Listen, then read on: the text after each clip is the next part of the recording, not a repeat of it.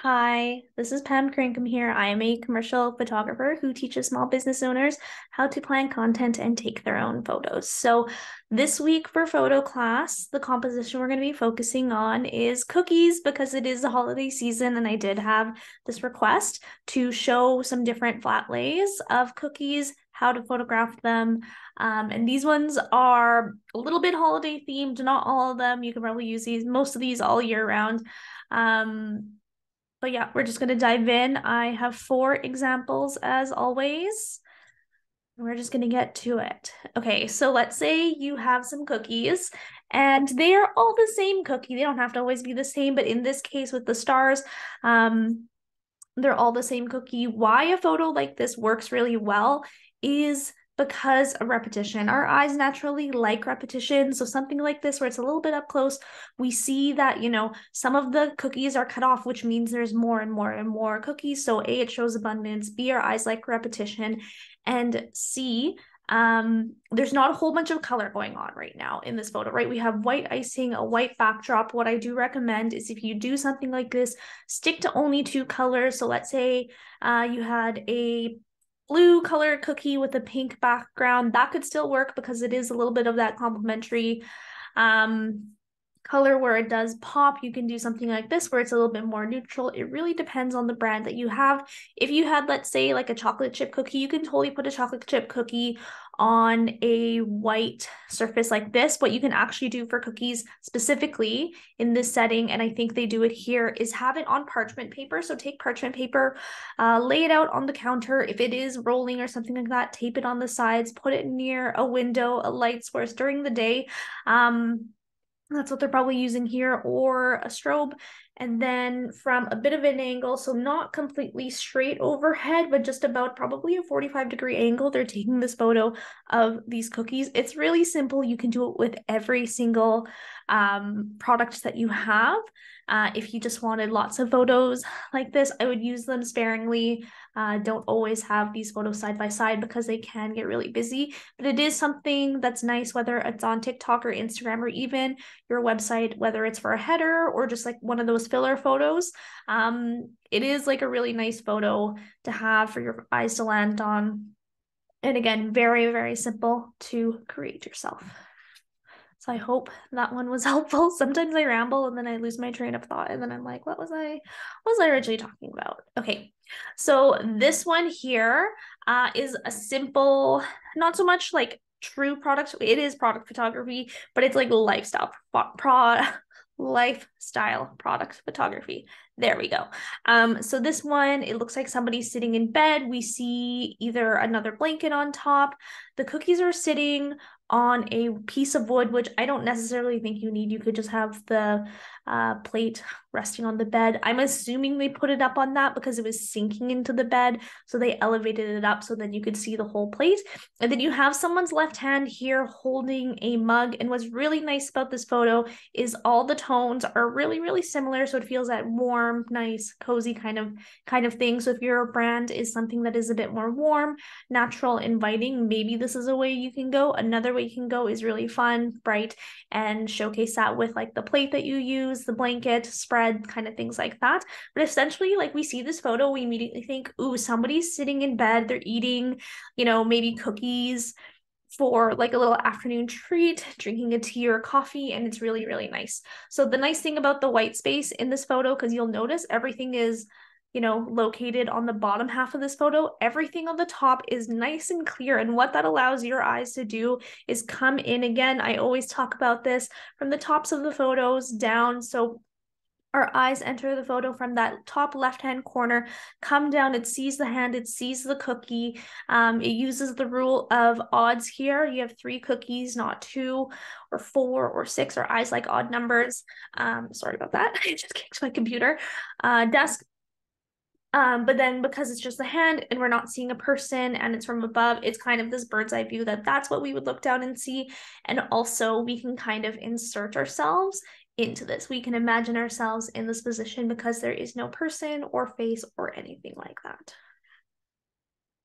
Okay, so this next one, really simple again. You can see they actually have one, two, three different pieces of paper here. So they have a white backdrop. This photo is taken from overhead again. So we have some like squares of baking paper as well as this parchment that is very similar to the color of the background, or maybe it is the whole background. But the nice thing about it, like I wouldn't have necessarily picked up on it, but it doesn't take away from the photo because all it's doing is adding that little bit of texture you can see in the bottom left-hand corner where it is crinkling a bit. So the reason why I chose this photo to show you is because it's doing something, I can't remember what the principle's called right now, but essentially what it's doing is, again, we're starting with our eyes in the top left-hand corner, and we're following that S shape that the cookie's making, and that's just a really natural curve for our eyes to follow. So then we're looking at all the cookies all the way down. They have a few little flowers and the chocolate chips. I don't necessarily, in this case, think the flowers do anything. I think they just are there as filler, but it's not like good filler where I think it's really adding to the photo. So that's maybe something I personally would take out, but I would leave the baking paper, the pieces of chocolate, things like that, that are in the photo just to add a little bit more texture, a little bit more context. But besides that, this is a really, really simple photo to execute.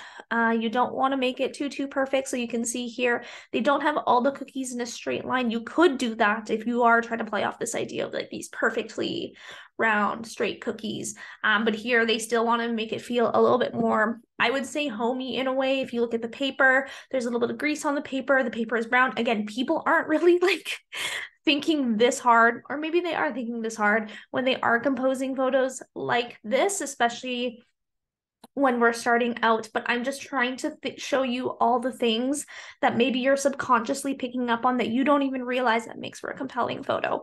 So yeah, we have the paper here. And that's adding some nice texture. I lost my train of thought. I am so sorry. What I'm trying to say, oh, right. Okay, so it's not all perfect, right? So we have the paper.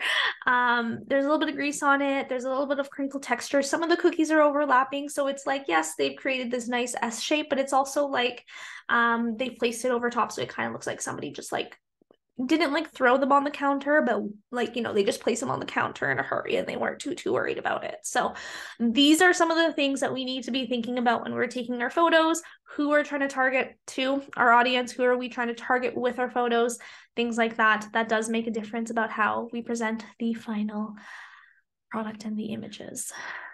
So for her last one, this one is very, very holiday themed, but I thought this was a fun one. If you watched the one from last week, we did some other product, or actually every week, I think this past like few weeks, I've been featuring something that has something like in a Christmas tree shape. Also, I don't know why I said something like 6 times right there. Anyways, moving on. Why this works for 2 reasons. Okay, so we have 2 things going on here. We have the cookies, that is like the Christmas tree, and we have all the decoration. So we really know this is like a holiday theme. Things that are really interesting about this is the cookies are a warm toned, and then the background is a very, very cool tone. So normally this wouldn't be something I personally do in my work, but reasons why I think it works, it is like a neutral cool tone. Is because it's like this color that's allowing the cookies to pop, right? So the first thing that we're looking at, even though there's all these other things are happening in there, even with like the little hits of red, like the first thing that we're still staring at is the cookies, right? That's great. Okay, couple other things. So though everything is like pretty cool toned, like everything is cool toned. So you'll notice, even though the background is like a cool black, the decorations, the blanket in the top left-hand corner, all of it fits a very similar tone. So they all kind of blend together, and all the toys are fairly neutral in color, and they have pops of red on them. But because there's enough pops of red, 1, 2, 3, 4, 5, 6, 7-ish kind of pops of red, and they're spread throughout evenly, right? Like not like there's not like the super red ornaments are all focused on the top. They're balanced really nicely. Our eyes see the red and then they kind of move on. Like our eyes aren't fixated on that. We're kind of just looking at the cookies, which I think is a really, really interesting thing that's happening here. And also they've left enough negative space. So the negative space is the space between the cookies and the actual ornaments and props, that you actually have like enough of a gap where your eyes are still continually drawn in to the Christmas tree. Also, our eyes naturally like triangle shapes, so we're always going to come back to triangle shapes, things like that. So that was our quick little cookie tutorial on how to create, not so much for this one, but if you did want to create this one, essentially make a tree with cookies, place your ornaments and things around that. The light source in this one is coming from the top of the photo coming down.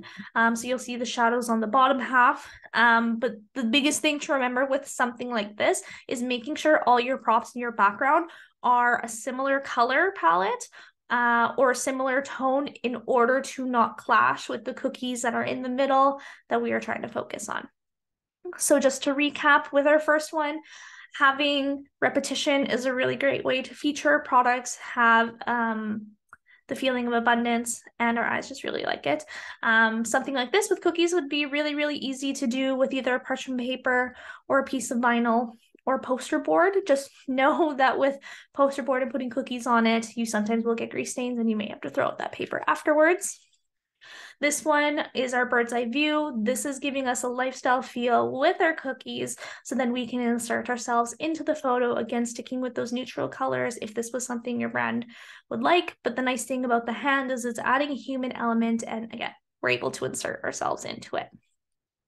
Okay, for this one with the chocolate chip cookies, this nice little S shape gives our eyes something to do, so then it's creating that tension and that movement. So our eyes are following from the top all the way to the bottom. It's not 100% perfect, and that's kind of what gives that realistic feel. And again, with this beautiful Christmas tree, our eyes are drawn right to the center because everything else is cool toned, and even though there's a lot going on, it all kind of falls away and drops away from what we're focusing on. So that is a little bit more in depth, I feel like, than I usually do, but I wanted to do a quick recap.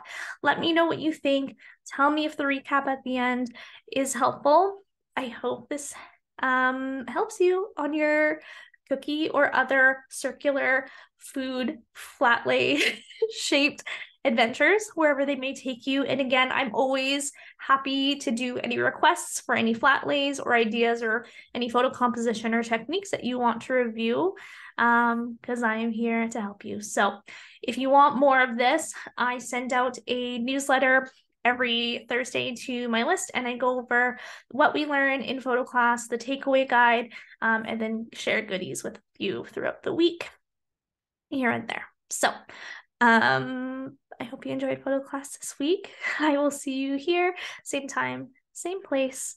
Bye.